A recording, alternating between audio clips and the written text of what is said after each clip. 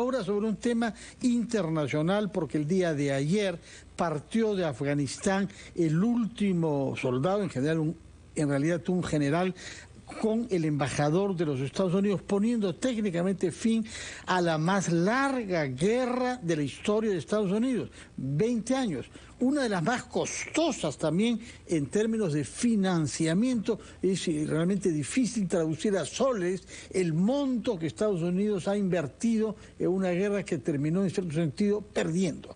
Queremos comprender cómo ha sido posible que el ejército más poderoso del mundo, con la tecnología más desarrollada, haya sido obligada a irse de un país que cae bruscamente en manos de una secta religiosa integrista. Para eso hemos invitado al internacionalista y experto en temas militares y en el comercio internacional de armas, a Andrés Gómez de la Torre. Muy buenos días, señor Gómez de la Torre.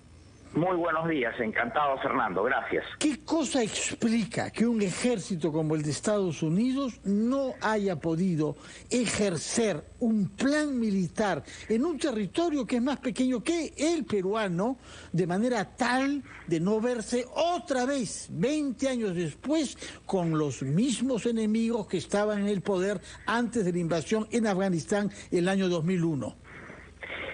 Efectivamente, Fernando, y aquí hay que hacer un paralelismo histórico que está muy de moda en la prensa de los Estados Unidos, porque el tema internamente es muy sensible. La caída de Saigón, el año 1975, cuando en Vietnam los comunistas de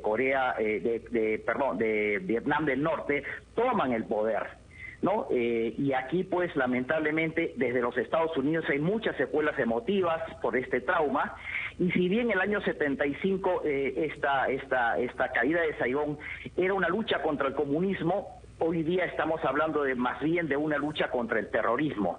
Estas nuevas guerras, pues, son guerras de baja intensidad, muy complicadas, porque además en el caso específico de Afganistán, a diferencia de Vietnam, no solamente fue una intervención militar para luchar contra el terrorismo específicamente, sino para otras dos misiones colaterales que son las que realmente han fracasado. Uno, la reconstrucción del Estado afgano con nuevas instituciones públicas, y segundo, algo muy importante, que era la lucha contra el narcotráfico, porque recordemos que Afganistán es una zona muy azotada por el tráfico de drogas. Hay opio, hay amapola, hay heroína, hay cárteles de drogas, hay economía ilegal, hay crimen organizado, de tal manera que estamos hablando de estas nuevas guerras híbridas en el lenguaje de la seguridad, que son bastante distintas a las guerras estrictamente no convencionales, ideológicas, subversivas, como lo fue el caso de Vietnam.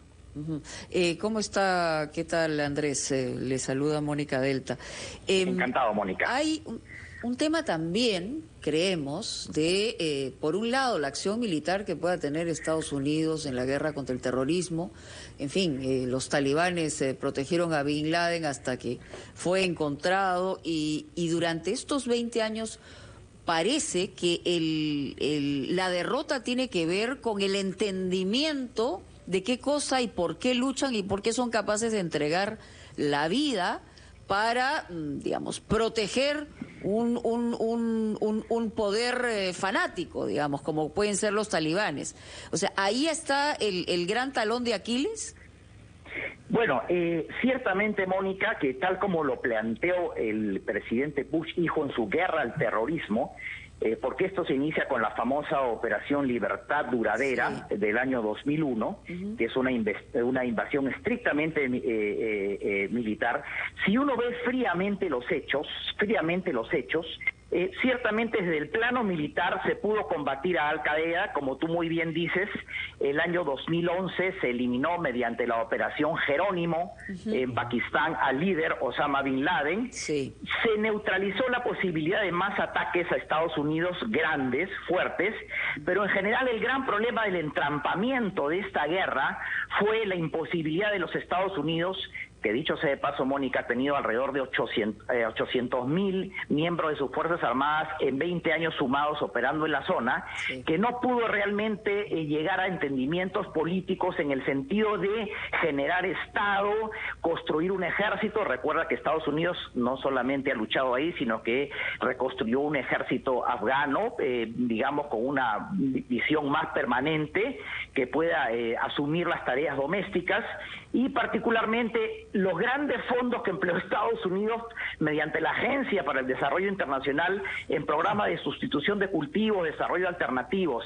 En la parte no militar ha sido un verdadero fiasco porque era un tema demasiado complejo y además hay muchas fronteras, es una zona geopolíticamente muy sensible, Mónica. Sí, bueno, ciertamente, además entre el fanatismo religioso, el interés que puede haber y la convivencia con el narcotráfico, al medio, digamos, para sofocar cualquier posibilidad de rebeldía, está pues justamente la tortura y la crueldad. Vamos a hacer una pausa, porque obviamente Carlos Villarreal, Fernando tienen más preguntas que compartir con ustedes, y este es un tema que nos puede parecer lejano, pero podemos encontrar en algunos casos algunas similitudes, aunque no dentro de la escala del fanatismo religioso, pero sí en esta convivencia con algunos sectores de terrorismo y narcotráfico, ¿no? Vamos a una pausa. Muy bien, estábamos conversando precisamente con internacionalista y experto en temas de militares, Andrés Gómez de la Torre, a propósito de lo que ha ocurrido en Afganistán. 20 años después se retira bajo el manto de una derrota el gobierno estadounidense. Ha habido una inversión gigantesca, imposible reproducir esa cantidad de ceros en la mente de los peruanos, en realidad, porque hablan de trillones y nosotros ya no podemos imaginar cuánta plata, pero también cuántas vidas, ¿no? Se han perdido. Y en ese sentido, parece que en esa parte del mundo, con las fronteras que tiene, no habría una salida posible dentro de lo que nosotros tenemos como concepto de civilización, ¿no? Sin dudas, Mónica, sin dudas, porque además hay que considerar que Afganistán sigue teniendo presencia de los tres, a riesgo de ser esquemáticos, tres grupos violentistas más visibles, que son el Talibán, que son los restos que quedan de Al-Qaeda, y es el Estado Islámico. Entonces ahí, claro, hay una indefinición porque además es una zona, Afganistán está rodeada de varios países importantes, cada uno con sus propias percepciones de seguridad. Recordar, entre otras cosas, que Pakistán está tiene límites con Afganistán, China e Irán.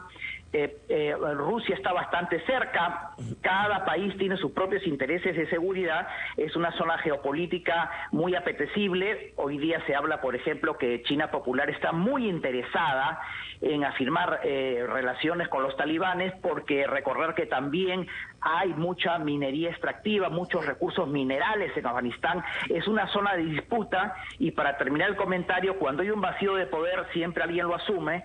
Yo pienso que va a haber una confrontación entre Rusia y China por el liderazgo, más en términos comerciales por la China y más en términos de seguridad por la Federación Rusa, porque esta complicada relación que tiene Rusia con uno de los grupos que es el Estado Islámico. Andrés, buenos días. Buenos días. Ya proyectándonos hacia el futuro, ¿de qué manera puede o a qué nivel podría agravarse aún más la crisis humanitaria que se vive en Afganistán tras la salida de los Estados Unidos? Bueno, sin duda, este ya es un tema de una crisis humanitaria realmente en términos muy graves. La verdad que ha sido muy impactante ver esas imágenes que pudimos observar en la prensa de estos aviones C-17 Globemaster que despegaban del aeropuerto de Kabul con todas estas personas, ciudadanos afganos que no han tenido una buena relación con el Talibán y que han estado apoyados por los Estados Unidos. Dramático ha sido cómo se han querido subir al fuselaje del avión y han fallecido. El aeropuerto de Kabul está francamente ya en una situación sumamente riesgosa para estos vuelos. Y efectivamente todos los países del mundo están preocupados por esta ola migratoria, y los más cercanos, los limítrofes, Pakistán, Irán, China y bueno, aunque no es limítrofe, pero Rusia, por el tema de la posible expansión del terrorismo y de los tres grupos que están ahí, que a riesgo de ser esquemáticos son talibanes, Al-Qaeda y el Estado Islámico. Hay una indefinición. Y termino este comentario expresando que fueron los propios norteamericanos, el gobierno del presidente Trump, que firmó finalmente en febrero del 2020 los famosos acuerdos de Doha en Qatar, entre Trump y los talibanes, para pactar esta retirada. O sea que también ha habido, digamos, matices y no hay una posición uniforme interna en los Estados Unidos sobre este proceso de retiro y como consecuencia esto que es lo más visible, que es la crisis humanitaria. Claro que sí. Muchas gracias a Andrés Gómez de la Torre.